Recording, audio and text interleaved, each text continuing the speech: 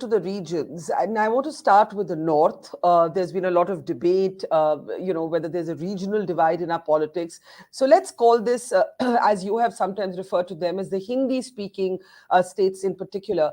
And the domination of the BJP in these states is almost complete. Look at the numbers that the ABP-CVOTER survey, your survey, is projecting: between 150 to 160 for the NDA and 20 to 30 for the India Alliance. Now, this is startling, and I want to bring up the vote percentage as well.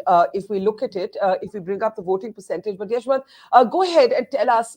This absolute there's 50% mark for the NDA in the Hindi-speaking states. How do we explain this? This is really, as it were, the gud of the BJP's politics. Yashwant. Exactly. And also, Barkha, when you look into the vote share, you look into the gap, and that gap explains you what kind of seats might turn around in that particular region. And let's not forget, this not also includes couple of states where BJP has been literally absent. It's not just South. For example, Punjab, BJP on its own and just without Akali Dal, it's a no-show, no-go territory. Kashmir Valley, for example, Jammu BJP is present, but Valley, 3 seats, BJP has been completely absent of sorts. So if you look into the vote share, you will realize this is a very conservative vote share estimate, honestly speaking. Because when we ask particularly... I mean, you're looking at a higher percentage than 50? Can we just absolutely switch to the vote share slide for a moment?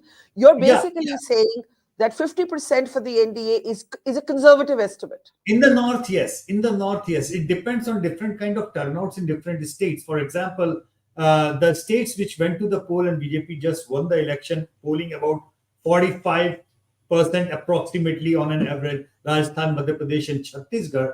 But the Lok Sabha voting intent was almost like 55% in these states in the same election when we did the surveys and the post-poll surveys during this exercise. However, my assessment says that I will not be surprised that BJP ends up crossing 60% in these states when the final polling happens. Because what happens is that if this is the number that they can pull off only on their organizational strength, then you need to add the face of Mr. Modi and the lack of any face that opposition parties have as such. And also keeping in mind that these are precisely the states which are BJP versus Congress, direct contest states, And this is, I will not be surprised, Barkha, that a big number of states, I can actually, count on my fingertips in that way. Rajasthan, Madhya Pradesh, Chhattisgarh, Himachal, Gujarat, and Uttarakhand. These are the states where BJP's vote share is very well in the range of right now 55% plus, and it can very well cross the margin of 60% plus at the final voting. But But the problem with that kind of voting also is, Barkha, that kind of a huge gap is likely to take the BJP's vote share, national vote share, be above 40% individual vote share. But the number of seats gonna remain the same. I mean, if there are 180 seats in the north, that's what the cap is. It's not going to increase the number of seats for them. I get that. I get that, but it still makes a big political statement, even if the conversion to seats can only be so far and no more. Now, let's pick up one of these states, Uttar Pradesh, right? And I pick up Uttar Pradesh for 2 reasons. One, it is, they say you can't win Delhi if you don't win UP. 2, UP is an interesting case where there's the Modi factor, but there's also the Yogi factor. And 3, there is the Ram Mandir inauguration that is going to take place with Tam Jham and a lot of sort of pomp and show in January. And there's already, before I come to the UP numbers, there's already a growing controversy over who's going to attend, who's not going to attend. For the Congress in particular, this presents a dilemma. The dilemma being that there are pressure groups within the India Alliance who are saying mat jao. But if they don't go, then they face the familiar tag of being seen as an anti-Hindu party. This is an unnecessary controversy. The verdict came from the Supreme Court. In my opinion, every political party of India should attend. Absolutely, I totally agree with you. And even if you don't kind of believe in temple thing, even if you are non-religious, whatever your personal belief may be, if you are in the business of politics, Barkha, not attending the ceremony is kind of a political hierarchy. I mean, in as simple Yeah. layman's term. So yes, I understand that they fear that they are playing into the BJP's code, that heads I win, tails you lose kind of scenario. But what they are not realizing that by not attending, they are giving further ammunition. Yeah. This is a problem with their game plan in entire thing.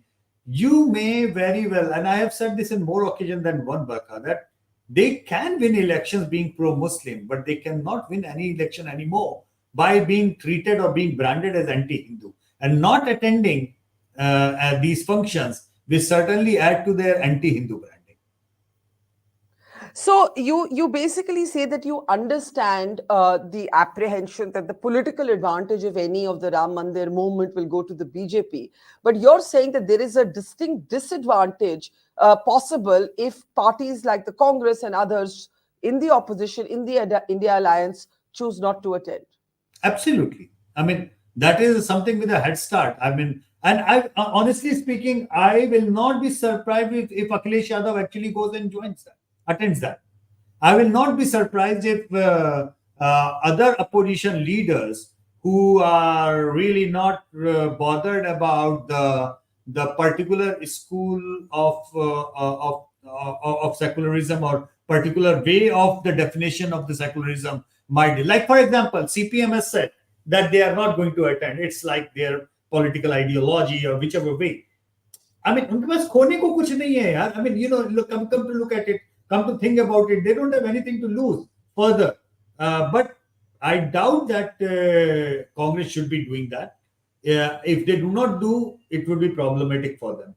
That's a very clear assessment as at the moment. Somehow, still, people are not really reading correctly the undercurrent of this event, or the undercurrent, or the significance or the importance of what is going to happen in Ayodhya.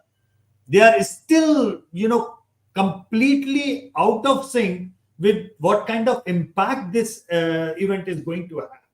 And if you do not go, it's one of those kind of things which are going to remain plastered with your image for rest of your life. That's what my assessment is. And when you say that you think that Akhilesh Yadav will, in a sense, break ranks if needed and attend the Ram Mandir inauguration, in a way, what you're saying is that the India alliance cohesion, ideological cohesion, will be tested on how different parties respond to the Ram Mandir movement. Possible. Say, for example, Akhilesh might decide to go, or Akhilesh might even say, I will not go on that day because they are making it a political event, but I will go for a darshan later on. Something of that sort. But I don't think that he will be probably boycotting for the sake of Muslim vote. I mean, that's how I look at it. I mean, even though politics is unpredictable, I may be totally wrong, but I can also sense that given a chance, Barkha, big number of even regional Congress leaders would like to attend, given a chance. But if Congress makes it a party line, thou shall not go, otherwise thou shall be suspended from the party, something of that line, then it's a difficult proposition. That's very interesting that even left to themselves, a number of Congress leaders would want to attend. Now it's very instructive what the UP numbers in the ABP-CVOTER survey are telling us. And I want you to talk a little bit about, in most of the other states, and we'll bring up those numbers, it looks like it's the Modi juggernaut all the way. But UP also has the Yogi factor. And of course, Madhya Pradesh had the Shivraj factor. It didn't necessarily make him the chief minister. Rajasthan, to a much lesser degree, had a Vasundhara factor. When we look at the UP numbers, can we just have the UP numbers on our screen for a moment? What do the UP numbers tell us? Look at the Congress and allies between 4 and 6. It basically tells you that there is no anti-incumbency with the BJP in the heart of the Hindi heartland, in the heart of India. There is no anti-incumbency at all. And there is no increase, no gain for the Congress and it's even a party like the Samajwadi Party in UP? No, none, zilch, nada. Yes, we talk about that impact of double engine sarkar or Yogi and Modi combination over there. Yes, it is a pro Modi kind of sentiment. Good thing about Yogi is that he is only adding to it. He is not taking anything away from it. So that's the impact of that.